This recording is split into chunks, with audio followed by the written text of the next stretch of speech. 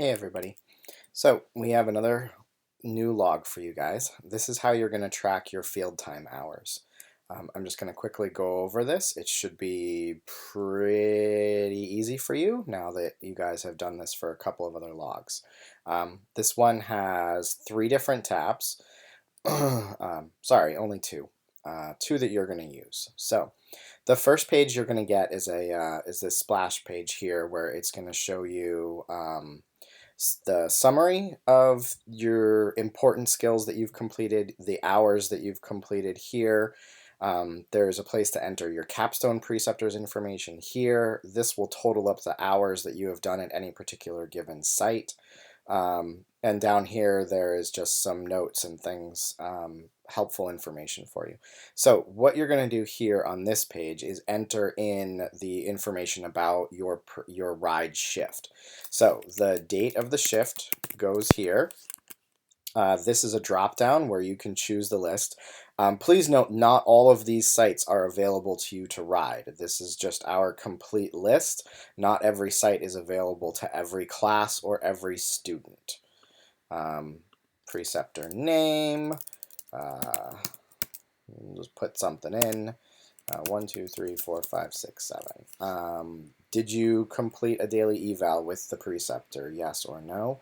And then here you're going to put your start time and end time. The best way to do this, to get it to format properly and count your hours correctly, is enter it in an AM, PM format, like this, 8 a.m. to 8 p.m. If you were also to say do 11 p.m. to 7 a.m., it will work. It does do overnights. It just doesn't like 24-hour shifts, but I don't believe you can do those anywhere, so that should be fine. So again, just to show you this, you want to write in the time, followed immediately by the AM or PM indicator, whenever that time happens to be, and it will calculate your hours correctly. It will also work if you do, portions of things. So there you go. That's how that's going to work. That's what you need to enter on this page. On your second tab, which is called the call log, this is where you're going to log each individual call. So you might do 1 call on a shift, you might do 10 calls on a shift. Anyway about it, this is where you're going to enter those in. So the date of the call, so that we can match it up with the shift. These are mostly just drop downs. What was the dispatch complaint? What was the disposition of the call? Most of these are going to be transports, but they're all here. Your age category of your call right here. Gender, these are all pretty self-explanatory. Medical and trauma, you do need a minimum of trauma calls. This is where those are going to get counted.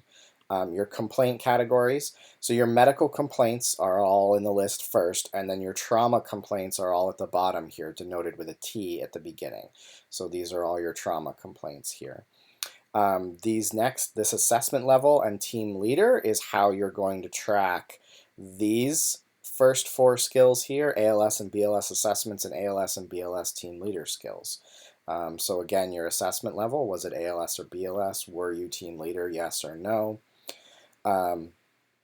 Now, when you get into the skills, there's 2 different ways. Some of them are simple yes or no's. Did you or did you not do them on that patient? You don't need to put a no if you didn't do it. It's fine to leave it blank. You only have to enter something if you did perform those skills, the ones that are drop downs. The rest of these skills here, because we understand that you might do more than one of these things on a patient, you can track with numbers. So if it took me 2 attempts and I had 1 successful IV, that's how you would record that. With that too, you'll also notice that it's going to show me my success rate right here, which I know some people in the past have had fun tracking their success rate for IVs and IOs. These are your medications given. Again, we know that you might give multiple meds on a patient, so you can enter in numbers, and it will track those up here to show you that you're getting those done.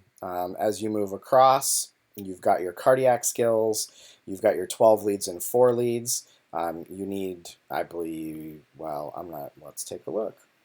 So you need a total of 20 EKGs, 10 of which are 12 leads. So when you mark this as 12 lead, you will see that here it's going to give you a 1 in each category. However, if we add in a 4 lead down here, it's only going to count towards my EKG total, but not my 12 lead total. You need to hit both of those.